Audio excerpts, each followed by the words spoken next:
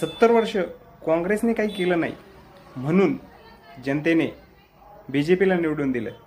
आता B J P ज्यावेळेस 10 वर्ष झाली सत्तेमध्ये आहे आणि त्यांना 10 वर्षाचा हिशोब मागितला जातो, त्यावेळेस बी जे पीचं उत्तर येतं की 70 वर्ष त्यांनी काहीच केलं नाही, आम्ही 10 वर्षात काय करू शकतो. तर माझं त्यांना एवढंच म्हणणं आहे की 10 वर्ष हे खूप मोठा टाईम आहे आणि ह्या 10 वर्षामध्ये जे काय केलं ते तुम्ही जनतेसमोर मांडायला पाहिजे. परंतु तुम्ही मागचंच 70 वर्षाचं काढतात आणि त्याच्यावर मत मिळवतात.